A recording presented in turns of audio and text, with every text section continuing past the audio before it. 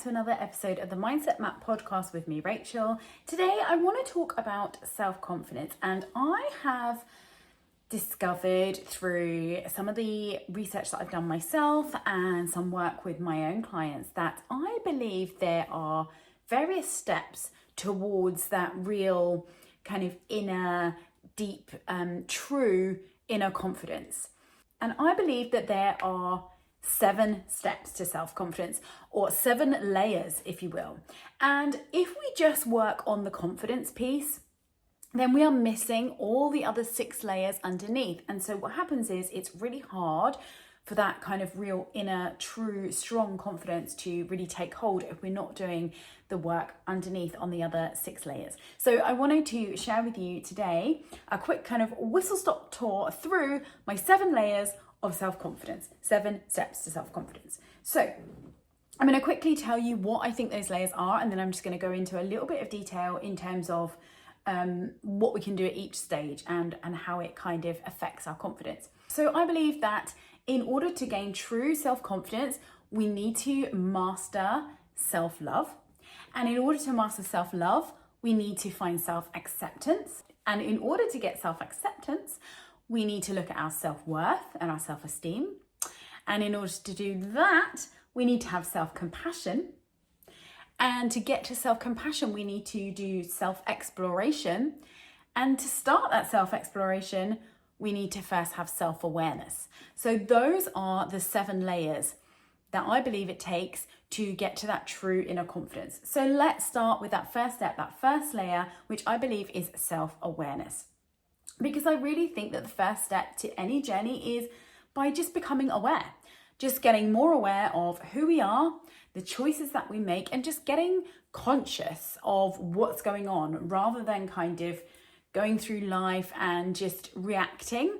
We want to be more conscious and more aware of what it is that we're doing and maybe why we're doing some of those things. So that is really the first layer that we want to start to look at. The second layer then is self-exploration. So once we've got that awareness, once we go, oh, okay, I'm this type of person and I do things this way, but that person over there does it that way. That's interesting.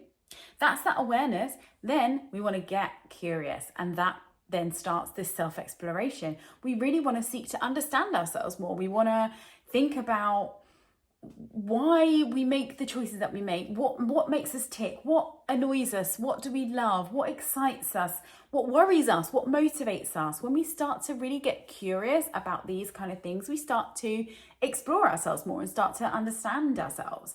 And I really think that this is truly the starting point here in terms of just understanding who we are and what happens and why we do certain things. Because we need to be able to understand what our starting point is if we want to get somewhere else, because we need to know kind of, if we know what B is, we need to know what A is. You know, it's that sort of old adage that, you know, you can't set your sat nav in a car unless you know the destination, but also your starting point. And so this self-exploration is your starting point. It's like, where are we right now? Who are we? What makes us tick?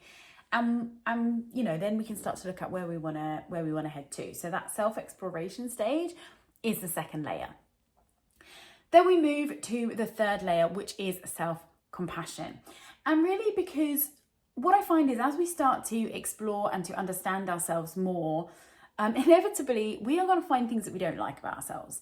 We're going to find things that frustrate us. We're going to find things that, you know, we can't understand why that person over there can do that and we don't feel like we can't seem to do that thing. And we're going to get annoyed with ourselves and we're going to get frustrated and we're going to find things that we don't like. And so the next layer is really being able to lean into that self-compassion and just go, okay, look, we're all different and we are all made up the way we're made up, and we all do things to the level that we know, and we need to sort of have compassion for ourselves around that. Because the choices that we make in anything in life, the choices that we make are based on the information that we have at the time and the awareness that we have at the time. So if things have been different, if we'd had a different awareness, if we'd had different information, we may have made a different choice, and that's okay. And so it's about understanding that it's okay where we are because we're where we were because of what we had at that time. And that's the real key to that idea of self-compassion.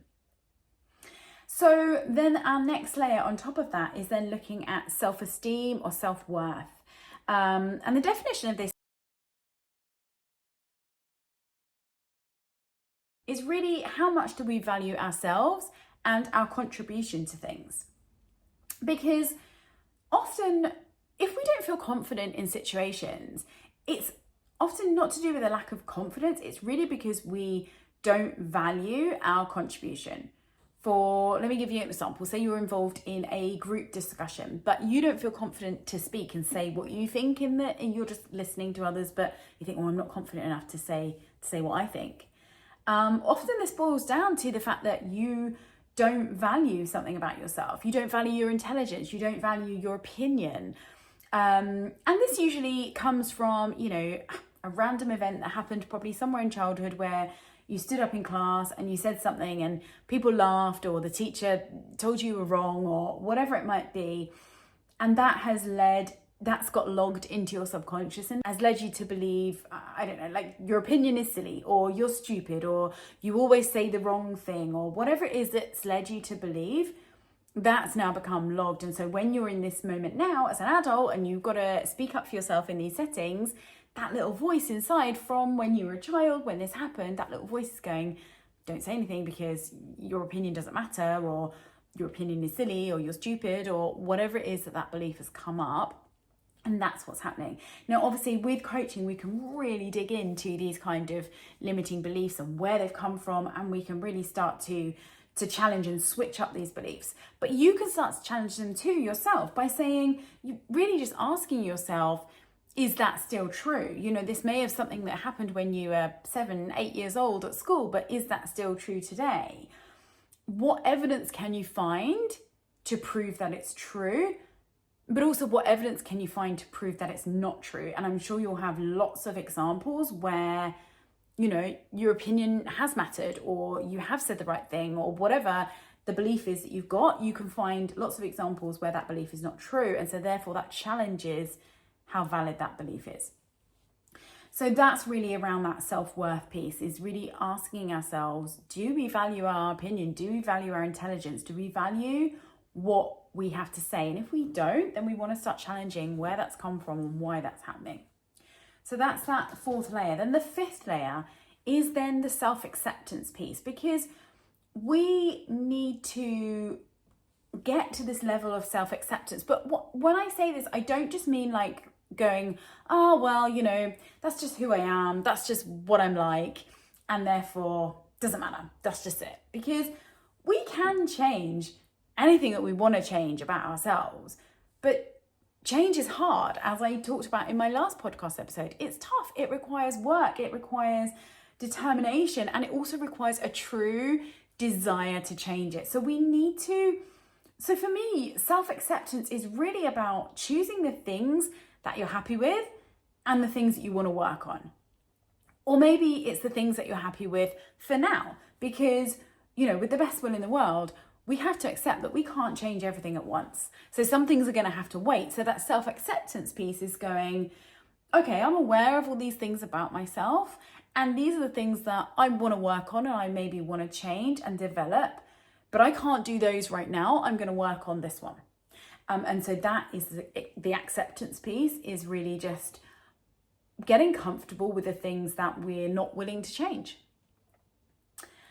And then moving on, our sixth layer is then self-love. Now, I know this is a really sort of tricky word. It feels a bit like icky to think about loving yourself. It feels very sort of indulgent, egotistic, all those kind of words. But really, it's not. Really, it's about, once we've got this self-acceptance, this idea of what we're willing to accept and what we want to change, we can then sort of start to recognize and celebrate the things that we're good at and the things that we like about ourselves. And we want to get better at being able to say those, even if it's only to ourselves. If we're not comfortable to say to other people, oh, I really like this about myself, and actually I'm really good at X, Y, and Z.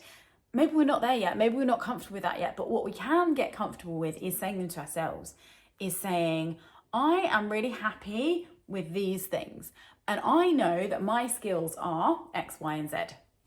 Don't then give it a but. Don't then say, yeah, but I'm not happy with these, or yeah, but I could be better, all those things. But just leaving the sentence at that. These are the things I'm happy with. These are the things I'm good at. End of sentence. That is really, for me, what the self-love piece is about. So then finally, once we've worked through these 6 layers, we find ourselves at layer 7, the self-confidence. And so really, once we've looked at all the layers underneath, we are now looking at deep, true, inner self-confidence, self-belief. Because we can use various tips, tricks, hacks, all these things to help us feel, in inverted commas, feel more confident. But if we want that true inner confidence that just glows out, that really comes from self-belief. And self-belief comes from working through, I believe, all those layers that I've just talked about. So that's what I wanted to share with you today. I know it feels like a lot, and it seems like that's a lot of things to work through just to get more confident. But it's a process, and you can take your time, and each step along the way, life's going to feel that little bit better. Once you start to build that self exploration, you start to learn things about yourself, and that feels better. Once you get to a level of self-acceptance, you feel more comfortable with who you are and where you're at, and that feels better. So each layer that you get to does help and does make progress towards everything. So it's not like you can't get anything until you get right through all those layers. You are going to be making progress and noticing differences in your life all the way through all those layers. But that's my own personal take on self-confidence, that those are kind of the real layers that you want to work through. So yeah, that's what I got for you today, and thanks for listening, and I will see you back next week.